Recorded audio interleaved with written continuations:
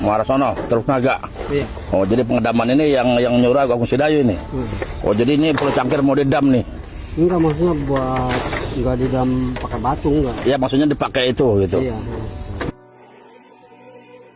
Baru-baru ini beredar, Wak, sebuah unggahan video yang bernarasikan sejumlah pekerja itu tengah sibuk mempersiapkan ribuan bambu yang rencananya akan dilakukan pengedaman laut yang berlokasi di Pulau Cangkir, Banten. Dalam video tersebut terlihat aktivitas sejumlah pekerja yang sibuk menyortir ribuan bambu yang tergeletak di tanah. Di mana saat ditanyai oleh warga, pekerja ini mengatakan pekerjaan pengedaman laut ini atas perintah dari perusahaan Agung Sedayu Group. Para pekerja ini pun tidak mengetahui pasti untuk apa pengedaman laut di Pulau Cangkir ini. Mereka hanya disuruh bekerja, sedangkan untuk segala urusan seperti perizinan dan lain sebagainya, mereka tidak tahu, yang semua diduga sudah atas perintah dari perusahaan Agung Sedayu Group. Sebagai informasi tambahan nih, Wak, Pulau Cangkir yang berada di Banten ini merupakan salah satu pulau yang menjadi objek wisata religi. Selain itu, pulau ini juga menjadi tempat beragam jenis ikan yang diolah dan disantap langsung oleh pengunjung sambil menikmati keindahan alam yang cukup mempesona di sana. Namun, apakah semua hal itu akan hilang jika semua sudah ada campur tangan pihak oligarki di sana? Apalagi ini sudah berani mengedam alias memagari laut di Pulau Cangkir yang kepentingannya juga untuk apa? Apakah pulau ini sudah menjadi milik perusahaan? Lalu siapa yang menjualnya? Dan ini yang menjadi pertanyaan besar kita, Wak. Sudah separah itukah negara kita memberikan izin reklamasi ke pihak perusahaan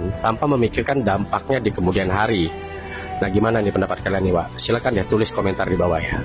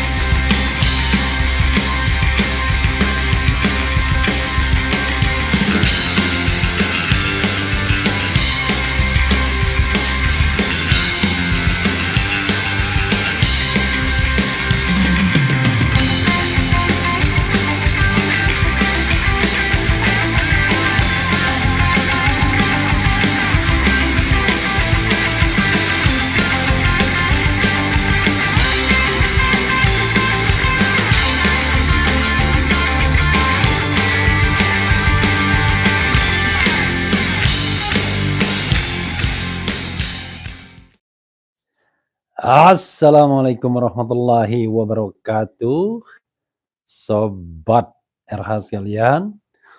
Jumpa lagi kita di channel yang keren ini. Keren jadas. Ya, Sobat RH sekalian, saya masih di Tanah Suci, Mekah Al-Mukarramah. Dan saya mau ambil satu video terkait dengan pagar laut ya. Saya belum pernah membahas apapun soal pagar laut ini, tetapi sudah sangat heboh.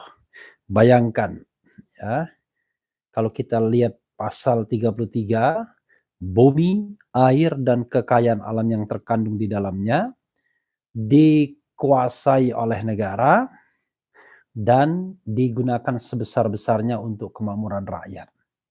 Jadi tidak boleh ya dimiliki oleh perseorangan. Pagar laut seperti itu. Ini prinsip dalam bernegara. Jadi kalau kita misalnya kaitkan dengan kemakmuran, kemajuan, maka kemerdekaan itu adalah untuk memajukan kesejahteraan umum. Untuk kemakmuran bersama, bukan untuk kemajuan atau kemakmuran segelintir orang saja. Jadi kalau kita bicara tentang paradigma berpikir, Sobat Era sekalian, kenapa misalnya kita menolak PIK Pantai Indah Kapuk 2 misalnya? Pertama, soal PSN itu memang tidak clear awalnya. Sekarang saja diklarifikasi bahwa hanya sebagian. Kalau tidak salah 1000-an hektar PSN, sisanya tidak. Tetapi kan di lapangan, sebagaimana sering disampaikan Said Didu, itu terkesan, Sobat Era sekalian, itu daerah tuh PIK semua. Mau dijadikan kawasan eksklusif, mau dijadikan seperti Singapura. Kita tidak menolak kemajuan, tetapi ada satu hal bahwa membandingkan dengan Singapura misalnya tidak relevan. Karena kalau Singapura, sobat era sekalian, Singapura itu satu negara as a whole, sebagai satu kesatuan. Jadi mayoritas masyarakat bisa menikmati tanah dan kemajuan itu sebagai satu kesatuan. Tapi Indonesia dari Sabang sampai Merauke, disparitas begitu tinggi. Bayangkan, kalau dibuat tempat-tempat eksklusif, yang terjadi adalah kesenjangan makin lebar dan kemudian akan bisa memacu masalah-masalah sosial di kemudian hari. Karena itu, kemakmuran harus milik bersama. Kalau seandainya ada kue satu potong, maka lebih baik potongan itu diberikan kepada banyak orang dibandingkan kepada 1-2 gelintir orang. Jadi begitu ya prinsipnya saudara sekalian. Jadi membela rakyat banyak, bukan membela segelintir orang dengan kemampuan luar biasa secara finansial dan dekat dengan kekuasaan. Termasuk pagar laut. Rasionalitas kita, coba buat apa laut dipagari? Maka tidak lain, bisnis. Apa? Reklamasi. Kalau seandainya itu untuk menahan pasir, ya, agar kemudian tidak dibawa lagi ke laut, yang terjadi adalah tujuannya adalah reklamasi. Tujuannya mendapatkan tanah secara murah dan mudah. Padahal kita tahu bahwa bumi, air dan kekayaan alam yang terkandung di dalamnya dikuasai oleh negara dan digunakan atau dimanfaatkan sebesar-besarnya untuk kemakmuran rakyat. Jadi tidak bisa seenaknya saja sobat era sekalian. Jadi ini bukan tentang orang, bukan tentang siapapun, aguan atau selebriti yang disebut-sebut itu, ya. Tetapi ini adalah tentang bernegara, tentang tekad, ya, bagaimana rakyat Indonesia dimerdekakan semuanya. Not only merdeka secara teritorial, tapi betul-betul merdeka secara individual. Salah satunya adalah bebas, free from hunger, bebas dari rasa lapar, ya, bebas dari kehidupan yang tidak layak. Karena itu negara mempromosikan pekerja dan penghidupan yang layak bagi kemanusiaan. Coba kita lihat saudara sekalian, kita sedikit bacakan ya. Nelayan Pulau Cangir ungkap selebritis dalang pagar laut 30 km, .2 yang sekarang lagi booming. Apa ya? Inisial yang lagi booming itu? Ya, yang Ono. RH yang lagi booming. RH. Refli Harun ya, bukan yang R yang lain ya. Oke, coba kita bacakan komentar, bukan komentarnya ya, beritanya dulu baru kita lihat komentarnya. Saya senang saudara sekalian karena saya bisa live lagi ya di kota suci Mekah Al-Mukarramah ya. Semoga yang menonton ini mendapatkan rahmat dari Allah Subhanahu wa taala, dan kalau punya cita-cita ingin ke sini juga insya Allah cepat diijabah. Not only about money, tetapi juga soal motivasi ya. Banyak orang yang mungkin uangnya berlimpah berlebihan tapi tidak memiliki motivasi untuk datang ke sini ya. If you are a Muslim ya, kalau bukan Muslim memang convert to Muslim first, then you can go here. Tetapi if you are Muslim, it could be you have money tetapi belum tentu mau ke sini. Tetapi yang namanya mudah bagi Allah Subhanahu wa taala kalau seandainya kita mau datang ke sini ya. Banyak jalan menuju Roma. Oke, kita bacakan sedikit ya. Tribunnews.com Tangerang ya. Seorang nelayan Pulau Cangir memberikan informasi pemilik pagar laut di Tangerang sepanjang 30 km merupakan seorang selebriti tanah air. Oke. Bahkan nelayan tersebut mengatakan selebriti yang dimaksudkan sangat terkenal ya. Keberadaan pagar laut di Tangerang ini dinilai telah mengganggu aktivitas nelayan dan warga pesisir setempat. Sepengetahuan Bapak, siapa sih dalangnya? Tanya wartawan. Wah, semua juga tahu itu, anak kecil juga tahu dalangnya. Siapa lagi kalau bukan selebriti sekarang yang lagi booming? Kalau disebutin satu persatu takutnya banyak ABCD-nya. Yang jelas semua orang pasti tahu ungkap Heru sambil tersenyum dari tayangan YouTube Warta Kota Live Minggu.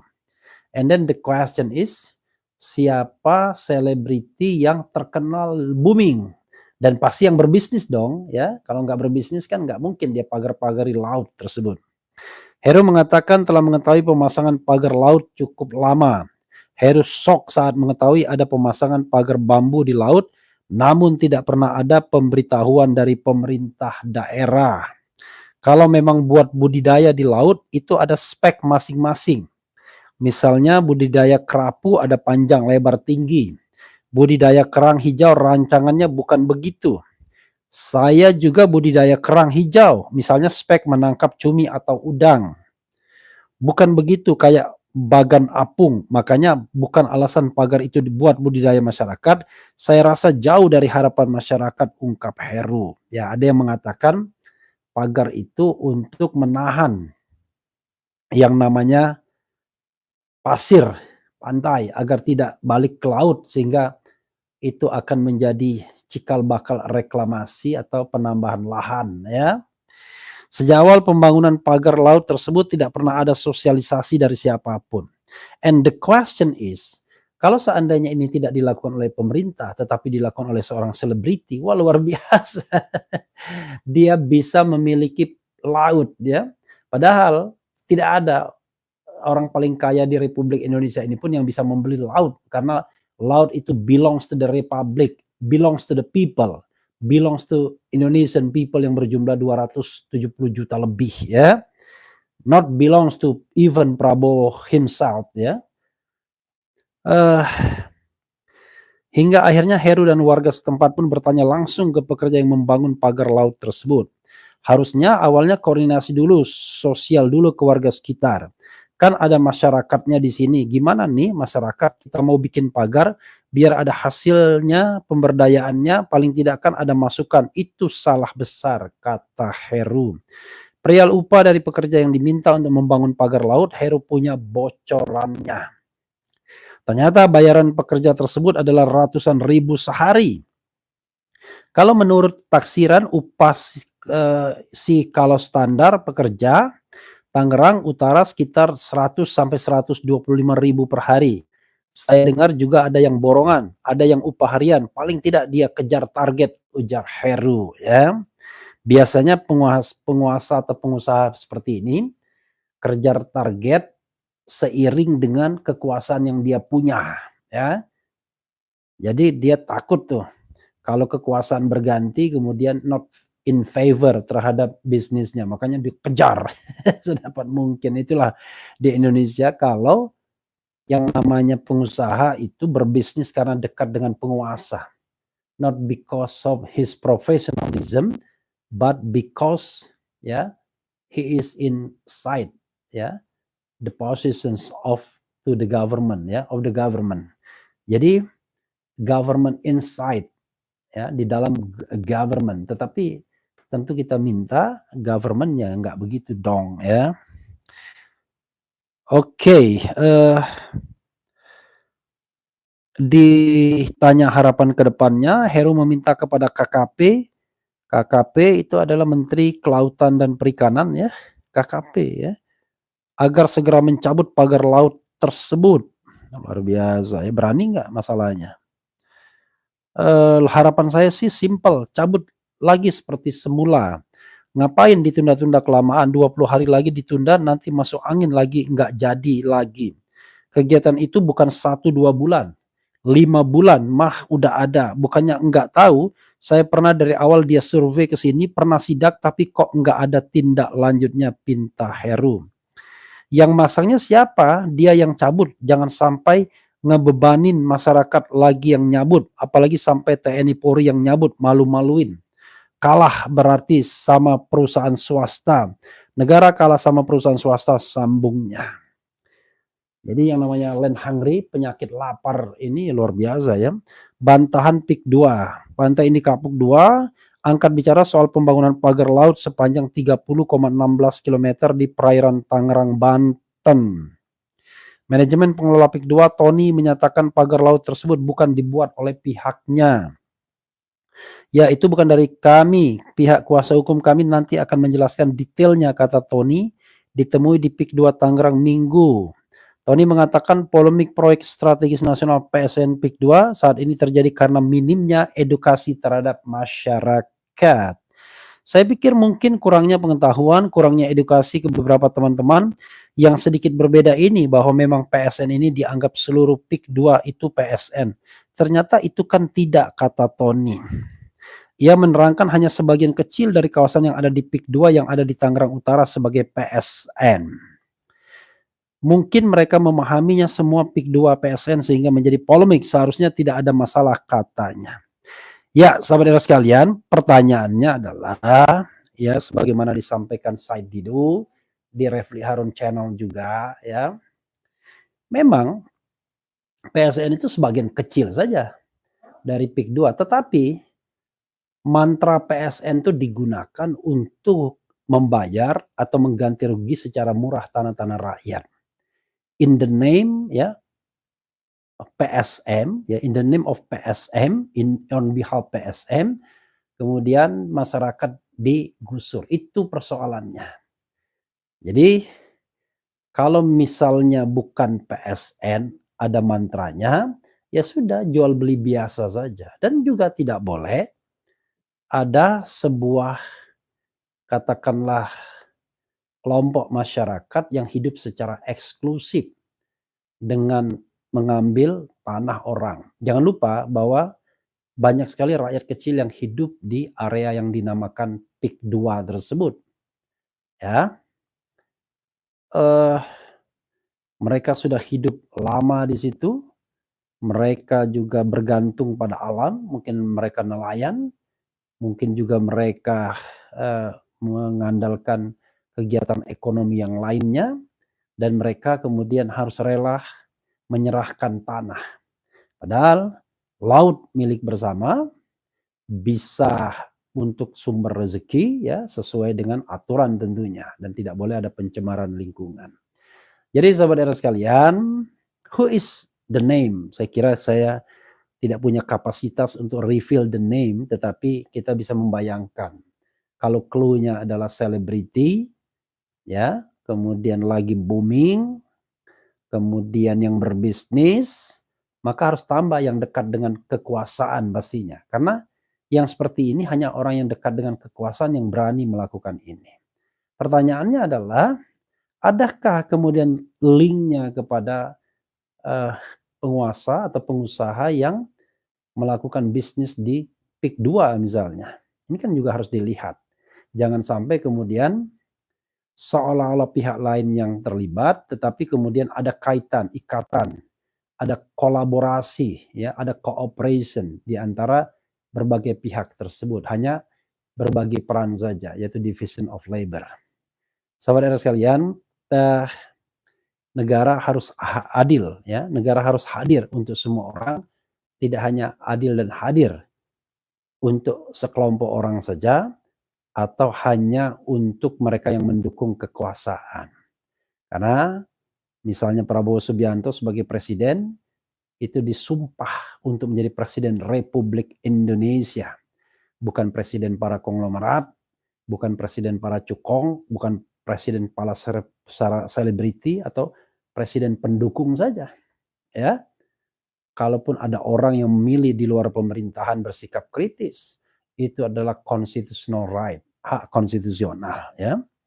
Jadi kita harus paham bahwa Indonesia ini dibangun atas dasar konstitusi, dan konstitusi itu konstitusi yang menolerir perbedaan pendapat, perbedaan sikap politik, tetapi once Anda diangkat sebagai pemimpin, maka adalah Anda president for all people, not for a certain group in society, ya. Begitu sobat RH sekalian. Coba kita bacakan komentar sobat RH. Terima kasih atas yang atas partisipasinya, ya, yang sedang menonton channel ini. Saya live from Mekah Al Mukarramah sekali lagi. And then today is jam 9.31, ya. Di Indonesia ini siang hari pastinya, ya, ditambah 4 jam, 5 jam mungkin. ditambah 5 jam, kalau perbedaannya barangkali 4-5 jam, maka ya 4 jam lah, 4 jam. Sekarang di sana mungkin pukul 1:30 ya. Dan terima kasih apresiasi dan aspirasinya ya.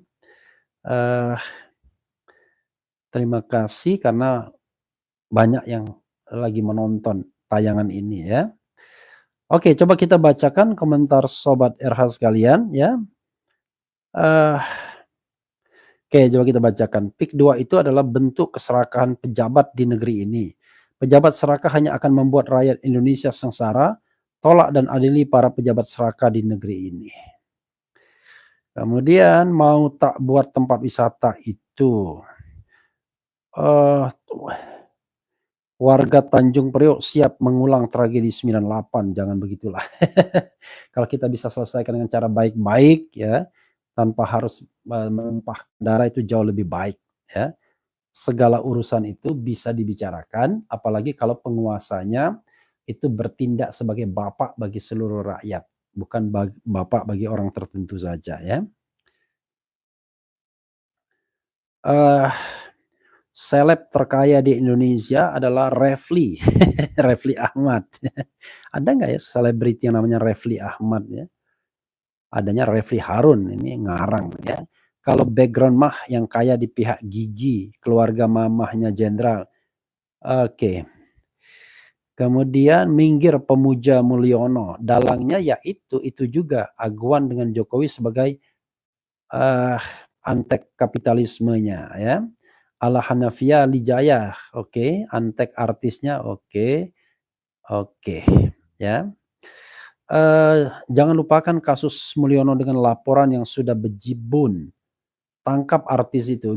Begini Sobat Era sekalian, kita harus paham ya. Bisa juga kita lihat ya, apakah ada pelanggaran yang bisa dipidanakan, misalnya merusak undang-undang cagar, merusak laut dan lain sebagainya, pelanggaran undang-undang lingkungan dan lain sebagainya. Tapi I'm not the expert on that issue ya, soal environmental law. Jadi coba dicek di undang-undang lingkungan hidup ya, Menteri Kehutanan KLH harusnya bicara soal pagar laut ini. Semenjak Mulyono jadi presiden selama 10 tahun, negara jadi carut marut, banyak rakyat yang jadi korban, terutama rakyat kecil. More or less ya, barangkali juga, tapi kita harus lihat objektif. Apakah secara performance Mulyono memang paling buruk dibandingkan presiden sebelumnya atau bagaimana? Kalau ilegal dan melanggar hukum, harusnya pemerintah wajib bongkar. Masa gitu aja nggak ngerti sih pihak pemerintah? Kalau nggak dibongkar ya berarti pemerintahnya juga kong kali kong dong. Nah ini this is the question ya. Kok ini hanya menjadi perdebatan publik saja? Kalau saya mengatakan tidak ada legitimasinya pihak swasta bisa memagari laut. Kecuali itu adalah pemerintah yang melakukan. Tetapi kita tidak tahu. Nanti jangan-jangan dibuat lagi kepresnya baru ya, menyusul protes dari masyarakat. Karena mereka-mereka yang penguasa dan pengusaha ya, yang istilah almarhum Rizal Ramli dia sebut sebagai peng-peng, itu merasa bahwa mereka tidak mungkin juga akan dipersoalkan karena mereka berkuasa ya. We can buy everything, tetapi saya mengatakan tidaklah. Rakyat Indonesia tidak takut semua, tidak bodoh semua ya. Banyak yang berani ya, seperti Mr. Said Didu ya. Ada Marwan Batubara di situ, ada Hosinuddin di situ. Jadi banyak rakyat masih bersuara. Pak Prabowo hanya bisa omon-omon, gak berani sama aguan. Semoga tidak ya. Just he is waiting a perfect time to do something, mungkin ya, tapi kita tidak tahu. Kemudian tangkap dong artis, jangan jadi ompong. Ya kita nggak bisa main tangkap-tangkapnya saja, harus dilihat pelanggaran apa yang dibuat ya, karena ini negara hukum katanya begitu ya. Ya, Indonesia is the Rechtsstaat ya, bukan Machtstaat, bukan negara kekuasaan. Betty Nurbaiti, thank you very much ya. You have a star. Sehat selalu Bung RH, semoga dirahmati dan diberi kelancaran dan dikabulkan semua doanya. Amin ya rabbal alamin. Hari ini Mekah hujan nggak Bung? Semangat. Alhamdulillah, sejak datang dari 2 hari yang lalu, Mekah Al-Mukarramah tidak hujan, cuacanya enak ya, 21-22 derajat Celcius in between. Dan sudah lumayan ya, karena saya terbiasa dengan cuaca di atas 25 derajat walaupun pakai AC. Bang Refli Harun, jangan liput cuma di Jawa, liput di luar Jawa. Oligarki merebut tanah jutaan hektar perkebunan. Iya, saya tidak meliput sesungguhnya. Saya rely on dengan perkembangan yang ada, baik dari teman, dari berita dan lain sebagainya. Jadi kalau memang ada kasus-kasus seperti itu ya, marilah kita bahas bersama-sama ya. Kemudian siapapun, apapun, bagaimanapun gak ada perubahan buat seluruh rakyat kecil. Yang ada kita baper konten gajian terus. Wah kakak, mudah-mudahan tidak ya. Jangan berputus asa dari rahmat Allah, begitu ya. Jadi kita melakukan kegiatan ini tentu ada konsekuensinya ya, ada konsekuensi ekonominya, ada konsekuensi politiknya, ada konsekuensi hukumnya. Siapa bilang enak semua? Enggak juga. Tapi kan kita syukuri saja apa yang diperoleh itu ya, karena semuanya kehendak Allah Subhanahu wa taala. Tapi kita harus tetap berjuang ya. Tindakannya tidak ada, nanti setelah beritanya tenggelam proses itu bakal dilanjutkan. Mudah-mudahan tidak ya, dengan pengawalan. Saya kira keberanian orang seperti Said Didu ya dalam mengawal isu PIK 2 misalnya patut diapresiasi, dan banyak orang yang kemudian juga melanjutkan keberanian Said Didu tersebut ya untuk mempermasalahkan hal-hal yang terkait dengan kemungkinan pelanggaran hukum atau ketidakadilan bagi sebagian besar rakyat Indonesia. Sobat sekalian, itu saja yang ingin saya share ya. Dan sekarang kita mau pergi suatu tempat. We are going to a place karena ada satu kegiatan dan mudah-mudahan semuanya berjalan lancar ya. Doa terbaik bagi kawan-kawan semua yang menonton channel ini. Mudah-mudahan kita selalu diberikan rahmat oleh Allah Subhanahu wa taala dan kemudian stay di perjuangan yang garis lurus. About a political party, itu tunggu tanggal mainnya ya. Nanti saya akan reveal, kasih bocoran, umumkan mengenai a political party itu. Tapi for this time kita bicara tentang hal yang lain dulu sambil menikmati udara Mekah yang tidak terlalu ekstrim bagi orang Indonesia, walaupun ya tetap saja ada kering-keringnya ya. Begitu sobat sekalian. Wassalamualaikum warahmatullahi wabarakatuh. Keren cadas.